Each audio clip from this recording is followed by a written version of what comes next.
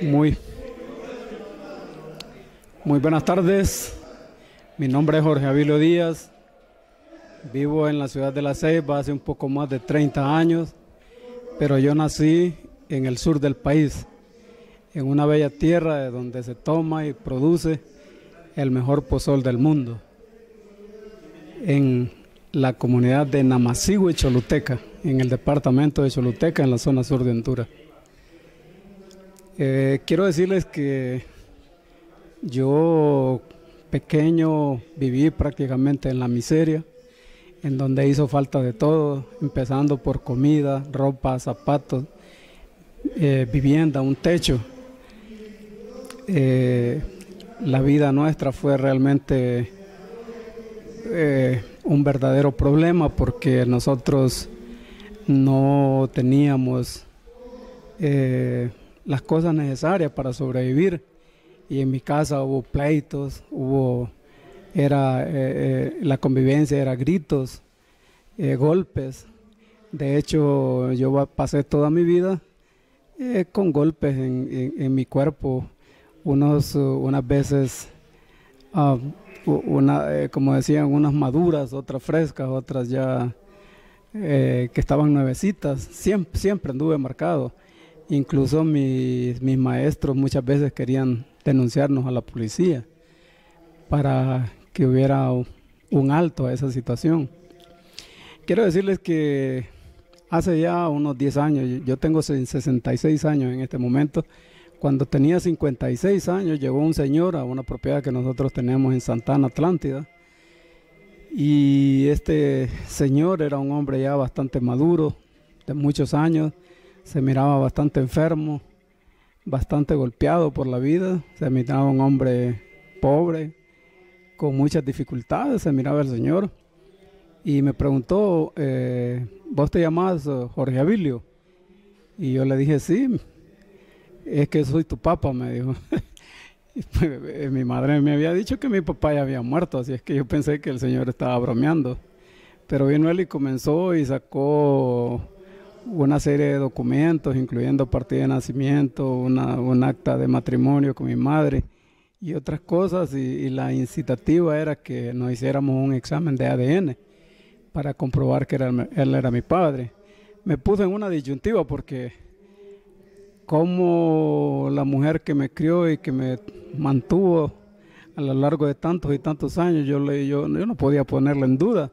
Y si me hacía ese examen de ADN que decía el señor y salía positivo, quería decir que ella me había mentido. Así es que yo opté por no, como dicen, ni le creí, ni dejé de creerle, pues, porque no me parece si llegara a comprobarse que eso era cierto, pues, no hubiera querido yo que mi madre me hubiera mentido. Al principio, cuando este hombre me dijo esas cosas, yo me sentí bastante impactado y bastante impresionado. Pero posterior a esa actitud, vino una actitud como de venganza, de enojo con aquel hombre al cual yo le echaba la culpa de todos los sufrimientos que habíamos pasado durante la niñez, que él nos había abandonado por completo. Yo nunca lo conocí hasta ese tiempo, tenía ya 56 años. Y encima de eso no venía a ayudarme, venía a pedir, el pobre señor. Pues resulta que pasado el tiempo, pues se me olvidó aquella situación. Me acordé que lo que había ocurrido en mi niñez, las tristezas que habíamos pasado. Recuerdo que mi abuela tenía una cantina, ella vendía guaro, y una vez mi abuela se enfermó y mi madre quedó al frente de esa cantina. Al quedar mi madre frente a esa cantina, mi abuela estaba muy grave, muy enferma. Lo que salía era para pagar la enfermedad de mi madre, de mi abuela, y mi madre me dijo que fuera a traer 1 litro de guaro, porque esos eran los últimos 5 lempiras que le quedaban.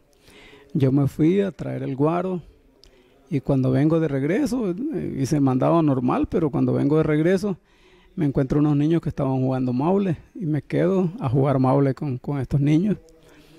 Y resulta que después que terminamos de jugar, busco el guaro y el guaro ya no estaba. Corro de un lado para otro desesperado, corro pensando en que dónde estaba ese guaro. Y resulta que me voy a encontrar el guaro como a una cuadra, un hombre que estaba tirado en la calle, tenía un saco al lado y donde yo traía el guaro, y el guaro adentro ya estaba vacío, ya el litro vacío, el hombre fondeado. Bueno, a mí me golpeaban tanto, pues imagínense qué pasó cuando llegué sin el único poder de sobrevivencia que tenía mi familia en ese momento. También recuerdo que estando yo muy pequeño todavía, creo que alrededor de unos 4 o 5 años, tal vez unos 4 probablemente, allá los que conocen la ciudad de Choluteca, a la entrada de la ciudad de Choluteca hay un puente grande, que precisamente se llama el puente sobre el río de Choluteca. Del nivel de piso del puente al nivel del lecho del río, yo calculo tal vez unos 200 pies. Pues yo recuerdo que había hecho algo malo, una travesura de niño, y me llevaron a ese puente. Me agarraron de los piecitos, me colgaron así con la cabeza para abajo y me pusieron por fuera del barandal del puente, dando la impresión como que me iban a dejar caer y iba a caer al lecho del río. Yo me llené de pánico, de pavor, y lloraba, gritaba, y suerte que no me dejaron caer, por tanto que me movía de la desesperación, pero al fin me soltaron. Quiero decirles que a partir de ese momento se creó en mi persona, como niño, un nerviosismo exagerado, el cual prácticamente me ha acompañado a lo largo de toda la vida, una ansiedad por querer hacer las cosas con rapidez, y me desesperaba cuando no las podía realizar. Eso han sido mis manías prácticamente de toda mi vida. Quiero decirle que muy niño comencé a trabajar. De hecho, a los 5 años yo puse entre comillas, mi primer negocio en el mercado de la ciudad de Choluteca. En la parte de afuera del mercado pusimos una mesita ahí, pusimos cositas para vender. A los 8 años yo era prácticamente todo un hombre ganándome la vida en las calles. A los 11 años yo era el que prácticamente llevaba la mayor cantidad, el que portaba más a la familia. Y a los 17 años recuerdo que colaboramos para que mi madre tuviera la primera casita que tenía ella en su vida. Cuando salí de la escuela, comenzaron a ocurrir cosas extraordinarias que no tenía pensado. Primero, que en el día de la graduación estrené mi primer par de zapatos. A partir de ese momento también comencé a usar pantalones largos. Pues durante mi niñez prácticamente solo usaba calzonetas y pantalones cortos. Iba descalzo a la escuela. Después de eso, cuando ya salí de la primaria, pues, y yo quería seguir estudiando, pero no se podía. Entonces hicimos lo que mi madre tenía en mente. Mi madre quería que yo fuera un buen mecánico, ¿verdad? Y me puso a un taller de mecánica a ser ayudante. Me pagaban 50 centavos a la semana, ese era mi salario. Pero no, yo en mi cabeza se me había metido que yo iba a ser ingeniero. Y yo le decía a mi mamá, mamá, yo no quiero ser mecánico, yo quiero ser ingeniero. Y mi mamá se reía y me decía, ingeniero, hijo, si eso no cuesta 4 centavos y nosotros no tenemos. Pero yo seguía necio con eso, pensando que iba a ser ingeniero. Para ese tiempo incluso ni siquiera sabía qué quería decir ingeniero o qué es lo que hacía un ingeniero. No tenía la menor idea, pero yo me enamoré de eso. Precisamente sería quizá por la palabra, por el nombre, sonaba raro. En Choluteca en ese tiempo no habían ingenieros. Y bueno, yo seguí y hice trabajo como cartero en el Correo Nacional, como mensajero en lo que ahora es Hondutel. Estuve de conserje en un hospital, corté algodón, era cortero de algodón, pero aún con tantas y tantas limitaciones, yo logré coronar mi carrera secundaria y posteriormente me hice ingeniero, lo que había soñado durante toda mi vida. Y cuando comencé a trabajar con una de las empresas del Estado, una de las empresas más grandes, como ingeniero electricista, rápidamente fui ascendiendo, porque en esos tiempos no era que uno fuera tan inteligente, sino más bien que no habían ingenieros, y como no había, pues uno ascendía pero muy rápidamente. Y inicié una carrera meteórica en la empresa, subiendo muy rápidamente en todo lo que hacía. Posteriormente me mandaron a la Ciudad de México como representante por Honduras para el proyecto de interconexión eléctrica centroamericana, y yo aproveché para estudiar en la Universidad Nacional Autónoma de México.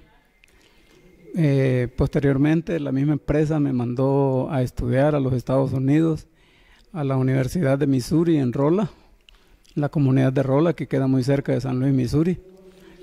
Y con esos 2 grados que saqué, regresé al país. Estuve un tiempo en Tegucigalpa, que era donde trabajaba, y la empresa me trasladó hace ya un poco más de 30 años a la ciudad de La Ceiba como gerente regional. Siendo gerente regional, yo me sentía ya realizado, pues yo decía, bueno, yo todo miraba desde mi punto de vista, parecía que todo marchaba bien. Yo tenía mi familia, mi madre estaba viva, tenía mi esposa, tenía mis hijos, tenía un buen trabajo, tenía un buen salario, ganaba dinero extra haciendo otras labores, tenía varias casas. En mi locura, en mi necedad, digamos, a mí me gustaba decirle a la gente que yo tenía por lo menos una casa en las 4 ciudades más importantes del país. Tenía también una finca, tenía ganado, tenía un camión, tenía varios carros. De hecho, yo me sentía bien, pues, y yo sentía la vida como una especie de como estar viviendo un sueño, de esos sueños maravillosos que ocurren en las 1001 noches, en el libro de las 1001 noches. Me parecía que estaba viviendo en el aire. ¿Qué más podía pedir? Yo me sentía súper bien. Pero hay un refrán que dice que uno nunca está bien como Dios lo tiene. Pues lo mismo ocurrió conmigo, yo no estaba bien. Toda mi vida había sido una vida de sacrificios, una vida de limitaciones, de restricciones, y había ascendido, pero había en mí el deseo de divertirme. Recuerdo que hasta ese momento, que ya tenía 35 años, yo nunca salí digamos, a una fiesta, a bailar con mi esposa. Yo nunca habíamos hecho cosas locas, siempre había sido un hombre correcto, tranquilo. Pues yo recuerdo que a los 24 años me tomé la primera cerveza, pero la segunda cerveza fue a los 35, ya en la ciudad de La Ceiba. Y esa segunda cerveza fue precisamente la que me condujo prácticamente a la debacle. Primero, yo no creo y no considero que el alcohol o las cervezas hayan constituido un grave problema para mí. Yo más bien la cerveza la usé como pretexto para salir y para explicarle a mi familia que andaba afuera, porque andaba con amigos, andaba tomando, y de hecho tal vez yo andaba en otras cosas. Inicié una vida de adulterio desenfrenado, a tal grado que cualquier mujer que miraba, el requisito era que tuviera falda, y con eso era suficiente para pretender acostarme con ella. Yo inicié un adulterio tan drástico, y muchos me hacen bromas y me dicen que como que yo soy una persona importante por haber hecho eso, pero la verdad es que yo me siento avergonzado. Yo no creo que haya hecho nada bueno en ese sentido. Hice sufrir a mi familia, hice sufrir especialmente a mi esposa. Mi esposa ha quedado resentida, aún o el día de hoy todavía está resentida, y yo la entiendo, yo la comprendo, me da vergüenza, pero las cosas ocurrieron. Y yo me imagino que Dios, si Dios fuera humano, pues a lo mejor pensara como yo pensé. Yo digo, Dios ha de haber dicho: yo a este hombre que estaba en la miseria, que estaba en la nada, le di esto, le di el otro, le di educación, le di bienes, le di cosas, y en pago a eso este hombre me está haciendo esto, pues. Entonces, de repente, el desastre. Primero, primero me despiden de la empresa. Esa empresa a quien yo amaba, a esa empresa a quien yo le servía con tanto gusto, con tanto placer, esa empresa me despide. Yo pensé en algún momento, se cruzó por mi mente que alguna vez me podían sacar de esa empresa, pero me podrían sacar del puesto administrativo que yo estaba desempeñando, pero nunca pensé que me iban a separar por completo de la empresa, porque yo en ese momento era el único ingeniero en el país capacitado en estabilidad de sistemas de potencia, un área que la empresa necesitaba mucho. Nunca pensé yo que me iban a retirar. Así es que cuando me retiraron, mi falso orgullo, mi prepotencia, me llegó a pensar y decir que los que perdían eran ellos, que yo no perdía, que yo iba a salir adelante y que iba a estar mejor. Pero Dios tenía otros planes. Primero, al salir de la empresa, yo antes, estando en la empresa, yo emprendí otros negocios. Y negocios que emprendía, negocios que triunfaba. Yo había hecho varias cosas, todo triunfaba, todo salía bien. El banco me apoyaba. Cuando salgo de la empresa, comienzo a emprender negocios, y negocio que emprendía, negocio que fracasaba. El banco me soltó el apoyo. Después de haber tenido una relación grande, ellos me sueltan el apoyo. Comienzo a buscar trabajo, no encuentro trabajo, porque para lo que yo me había capacitado, para lo que yo había estudiado, que era electricidad, no había trabajo, porque el sindicato de la empresa era una organización demasiado fuerte y había establecido un contrato colectivo con la empresa de tal manera que todas las funciones eléctricas las iban a hacer ellos, y ellos no le daban chance a ninguna otra persona fuera de la empresa. En consecuencia, yo no pude encontrar trabajo. Yo buscaba, pero no hallaba. Entonces, para poder sobrevivir, intenté hacer otras cosas, pero como les digo, negocio que emprendía, negocio que fracasaba. Últimamente estaba yo con el camión que tenía, compraba frutas y las iba a vender a El Salvador. En una de esos viajes a El Salvador, resulta que se me estallaron las 6 llantas del camión, y cuando llegamos a la frontera no podía cruzar porque no tenía dinero para reparar esas llantas, y nos quedamos ahí durmiendo ahí en la frontera de El Salvador. Pues resulta que cuando yo estaba en mi apogeo, cuando yo estaba bien, cuando yo me sentía a mis anchas, yo había soñado que cuando mi hija cumpliera 15 años, yo le iba a hacer una gran celebración, una celebración tan grande que iba a ser recordada por toda la Ceiba durante mucho tiempo. Pero el día que mi hija, mejor dicho, el año que mi hija cumplió sus 15 años, ese día, o sea, ese año, yo estaba durmiendo en la frontera de El Salvador, en el suelo, afuera del edificio de la aduana. Yo me sentía muy triste. Yo no sé si ustedes comprenden, pero después de ser el gerente regional de una de las empresas más grandes del estado, teniendo un estatus, después durmiendo en el suelo, es algo muy difícil y muy duro.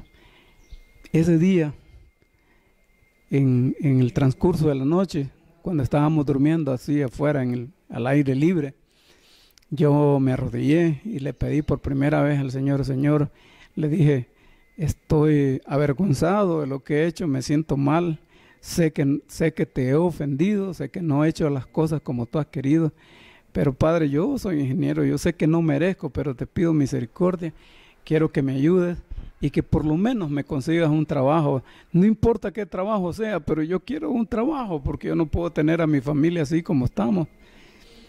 Pues fuimos a El Salvador, logramos llegar, vendimos lo que vendimos y nos regresamos a La Ceiba.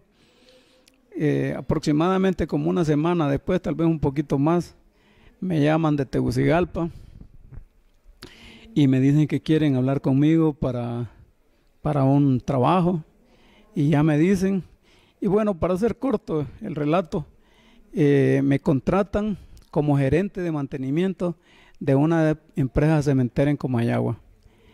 Y de hecho, como el ingeniero que estaba al frente, el ingeniero técnico que estaba al frente de la empresa, pues muchas veces salía, tal vez no estaba constante en su empleo, y también tenía algunas limitaciones porque él era ingeniero civil, no ingeniero técnico.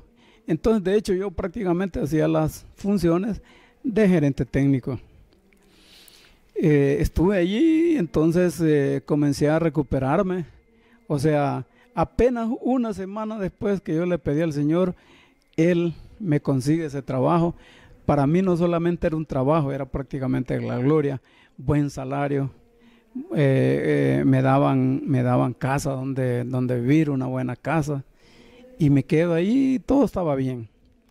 Pero posteriormente consigo en la zona sur del país, en mi región, en mi pueblo, con una empresa azucarera que un amigo mío había tomado la gerencia la gerencia general de la empresa.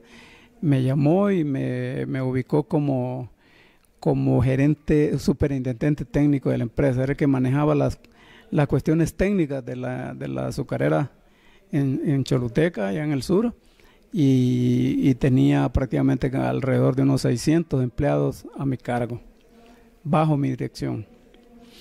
Y todo estaba bien, yo me estaba recuperando, ya hasta se me había olvidado todo lo que me había pasado, tenía un buen salario. El único problema que encontraba que cuando yo regresaba de Choluteca a La Ceiba, siempre encontraba un gran accidente y me parecía que yo en algún momento también podría tener otro gran accidente. Y por eso yo empecé a pensar que mejor buscar otro empleo, a ver dónde. En eso abrieron una empresa eléctrica en la isla de Roatán y solicité y me dieron el empleo allá en Roatán. Yo me fui contento, de hecho hasta me aumentaron el salario. Y todo comenzó a cambiar. Todo lo que yo había perdido prácticamente lo comencé a recuperar. Y además del empleo que me daban en la empresa eléctrica, también puse una empresa por mi parte, una empresa que llegó a convertirse en una empresa grandecita ahí en Roatán. Teníamos 3 sucursales, una en Coxing Hall, una en French Harbor, otra en Oak Ridge. Y todo comenzó a cambiar y todo empezó otra vez a ser como era antes. Y a mí pues otra vez se me olvidó todas las cosas malas que había pasado y se me olvidó que algún día le dije a Dios que me ayudara. De hecho solo esa vez había orado y nunca más me volví a acordar. Entonces parece que Dios siempre está pendiente de las cosas y otra vez vuelvo a fracasar. Otra vez pierdo mi empleo, otra vez pierdo mi negocio y otra vez estoy prácticamente en la calle. Parece que no había tenido una suficiente lección con la primera, sino que también me enfrento a la segunda. ¿Por qué razón? Porque otra vez yo había vuelto a las andadas, había vuelto a andar con mujeres, había vuelto a andar en cosas que no bendicen, sino más bien en cosas que realmente maldicen. Otra vez volví a andar con un montón de mujeres, un montón de problemas. Y otra vez el fracaso. Cuando estoy fracasado, cuando no encuentro qué hacer, cuando no encuentro salida, cuando ya estoy completamente perdido, otra vez me arrodillo y le pido al Señor y le digo: Señor, sé que te volví a fallar, sé que no merezco, pero te pido misericordia, Padre, ayúdame nuevamente, yo quiero salir de esto. Y no quiero seguir, yo tengo una familia, tengo a alguien que mantener, yo quiero de alguna forma ayudarles y poder volver a que mis hijos y mi esposa vuelvan a su vida anterior. Pues, amigos, parece mentira, pero cuando uno se arrodilla y se humilla, parece que el Señor realmente lo escucha. Un cierto tiempo después me está llamando un señor del Hotel Honduras Maya. Yo estoy en Roatán y son aproximadamente como las 3 de la tarde. Él me está llamando de Tegucigalpa y me pregunta que si soy Jorge Abilio Díaz y que si había trabajado con cemento, y me hace una serie de preguntas y yo le contesto afirmativamente, y me dice él que quiere hablar conmigo y que me vaya a Tegucigalpa el día siguiente. O sea que me espera en el Hotel Honduras Maya a las 8 de la mañana. Yo estoy en Roatán, no hay qué hacer, no tengo dinero para trasladarme, no encuentro formas de cómo hacerlo, pero dicen que la necesidad es la madre de todas las invenciones. Invento y logro conseguir dinero e irme a Tegucigalpa. Agarro el avión de la mañana y exactamente a las 8 de la mañana estoy en el Hotel Honduras Maya y estoy buscando a este hombre. Este hombre me entrevista y me da trabajo. Pero quiero decirle que no solamente me da trabajo, sino que me da un salario como pocas veces yo he tenido y como pocas veces hubiera pensado. Yo lo que quería era un trabajo, cualquier sueldo hubiera sido bueno, porque yo lo que necesitaba era un ingreso. Pero este hombre no solamente me da trabajo, sino que me da un gran trabajo, me da un gran salario. Me contrata como gerente de desmontaje eléctrico de una planta cementera en Winnipeg, Canadá, y me contrata como gerente de montaje eléctrico para reinstalar esta planta aquí en Honduras. Bueno, pues inmediatamente arreglamos todo porque él quiere las cosas rápido. Me voy a Canadá, trabajo y las cosas salieron bien, gracias al Señor. Yo era el gerente de desmontaje eléctrico allá. Todo salió como se pensaba y ya terminado el trabajo, pues nos regresamos. Cuando regreso acá, me habían encomendado unos documentos y yo tenía que entregar esos documentos. Pero al momento de entregar esos documentos resulta que yo no los encuentro. Me los exigen los documentos, me exigen con fuerza que entregue esos documentos y yo digo, sí, ahí los voy a traer. Busco los documentos, yo en esos días vivía en la casa de mi hermana en Tegucigalpa, los busco en la casa de mi hermana, no los encuentro por ningún lado, se me imagina que han quedado en la ciudad de La Ceiba. Me regreso a Ceiba ese fin de semana, los busco, no los encuentro. Busco por donde podía buscar, donde se me ocurría que podían estar esos documentos, no aparecen. Y no había forma de recuperarlos. Y me empiezo a preocupar. Eran documentos bien delicados para la supervivencia de la empresa. Y resulta que yo no los encuentro. Y se me ocurre entonces que mejor debería yo o irme para otro país, regresarme a los Estados Unidos, irme a vivir a Canadá o a ver qué cosas. No encontraba, estaba muy nervioso y no hallaba qué hacer. Entonces, otra vez, vuelvo y le pido al Señor, Señor, ayúdame. Señor, yo te quiero conmigo, yo te necesito en mi vida. Y yo te pido que si tú me encuentras esos documentos, yo a partir de ese día voy a dejar completamente todo lo que todos mis vicios, las mujeres, la cerveza, todo lo que te ofenda, Señor. Y estuve bastante tiempo orando. Y una vez que había orado, se me olvidó también. O sea, también incluso se me olvidó que oré. Pero el Señor es fiel. Y aproximadamente entre una semana, como unos 10 días después, estoy regresando yo a la empresa. Y al nomás llegar a la empresa, me dice la secretaria, lo han llamado del aeropuerto. Cuando ella dijo del aeropuerto, yo inmediatamente asocié aeropuerto, Canadá. Entonces, wow, pueden ser mis papeles. Y me voy a la carrera y de hecho ahí estaban los documentos.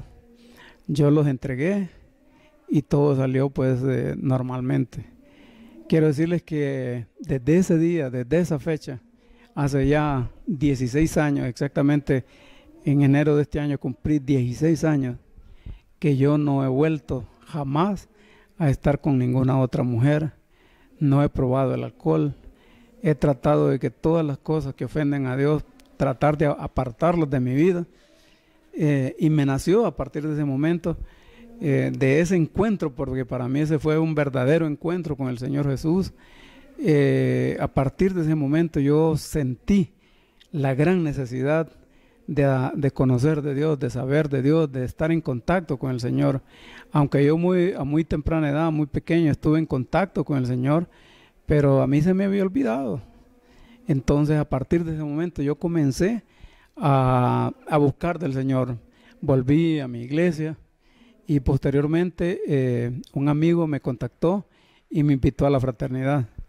Mucha gente dice que para llegar a la fraternidad eso le ha costado. Yo creo que yo fui el hombre más fácil para llegar a la fraternidad, porque yo tenía esa necesidad interior. Yo quería buscar a Dios, pero intensamente. Es cierto que yo estaba en la iglesia y quería ir a la iglesia y me gustaba, pero la de la fraternidad, como decimos vulgarmente, es otro rollo. O sea, la fraternidad lo pone en contacto más directo con el Señor, lo pone en contacto digamos, más permanente y más perpetuo con el Señor. Y a partir de ese momento, yo he dejado todo prácticamente. Quiero decirles que ya con el Señor han pasado cosas tan grandes y tan excelentes que yo me siento halagado. Por ejemplo, primero, como yo oraba y como yo leía la Biblia, un día leyendo la Biblia me doy cuenta cuán especial y cuán importante había sido yo para el Señor. Primero, ninguno de mis compañeros del colegio lograron sacar ni siquiera la primaria. Yo creo que menos de 5 fueron a la secundaria. Ninguno fue a la universidad. En cambio, yo no solamente saqué una carrera universitaria, sino que fui a estudiar al exterior. Yo estudié como cualquier rico. Yo fui al mejor colegio en esos tiempos para sacar bachillerato. Después fui a los Estados Unidos para sacar mi carrera, mi posgrado. Posteriormente, quiero decirles que de mis compañeros, de la gente que vivía en mi barrio, muchos tuvieron dificultades con la ley. Yo nunca tuve dificultades con la ley. Ninguno de mis compañeros de barrio logró superar el umbral de la pobreza. Yo superé la pobreza, por lo menos a ese nivel, ya no estoy en eso. Quiero decirles que todo lo que el enemigo nos quitó, nos lo ha devuelto con creces. Hemos crecido más de lo que realmente teníamos cuando entramos en esos problemas. Quiero decirles que nunca más he regresado a eso, a hacer las mismas cosas. También quiero decirles que han ocurrido una serie de milagros en mi vida. Por ejemplo, mi nuera tenía una enfermedad grave. Yo oré por más de un año por ella. Yo sé que otras personas oraron por ella. Y ahora esa enfermedad que muchas veces es incurable, mi nuera está prácticamente sanada. Mi hijo, uno de mis hijos, se iba a divorciar y él estaba muy comprometido y no quería saber más, no quería tener más relación con su esposa. Nosotros nos pusimos a orar por mi hijo y él precisamente esta semana regresa de los Estados Unidos porque anda allá como familia con su hijo, con su esposa, y ahora están totalmente reconciliados. Quiero decirles que han ocurrido otra serie de cosas. Por ejemplo, por el negocio que nosotros tenemos y por motivo de lo que es la competencia, comenzamos a recibir amenazas graves. Yo le pedí a muchos de mis fraternos que oraran por mí. Yo mismo estuve orando y tenemos ya bastante tiempo, yo creo que ya ni me acuerdo cuánto, de que esas amenazas han desaparecido, que esos problemas han cambiado. Queremos decirle que nuestra empresa somos de las pocas empresas que declaramos el 100% al Estado. Y si bien es cierto que muchas veces decimos que el Estado lo que hace es robarse los dineros que uno aporta, pero eso ya no es problema nuestro. Yo le digo a mi familia, eso ya no es problema nuestro. Nuestro problema es pagar. Si ellos se lo roban o le dan un mal uso, eso ya no es problema nuestro. Quiero decirles también que yo he perdonado por completo a mi padre, le construí su casita, le doy una pequeña aportación mensual, él vive, eso es todos los ingresos que tiene para sobrevivir él y su familia. Quiero decirles que he orado por muchas personas que se han sanado. Quiero decirles que ya mi vida es completamente distinta, que ya no vivo como antes, que ya no tengo la necesidad de andar buscando mujeres. Le he pedido perdón a mis hijos, le he pedido perdón a mi esposa. Los quiero, los amo, quiero estar con ellos para siempre. Y debido al tiempo, pues no puedo seguirles explicando más, pero quiero decirles que me acompañen con una oración que fue la que inició el cambio y la transformación en mi vida. Los que puedan y están al frente de su televisor, les pido por favor que me sigan en esta oración, la cual dice así: Padre Santo, Dios Todopoderoso y Eterno, reconozco que soy pecador y que he hecho mi voluntad y no la tuya. Pero a partir de este momento, Señor, te pido perdón por todos mis pecados, por todo lo que te he ofendido, y acepto a tu Hijo Jesús como mi Salvador, como el único Redentor de mi vida. Te entrego todo lo que tengo, te entrego todo lo que soy. Gracias porque me amas, gracias por escuchar mi oración. Este ha sido mi testimonio para la honra y gloria de nuestro Señor. Amén.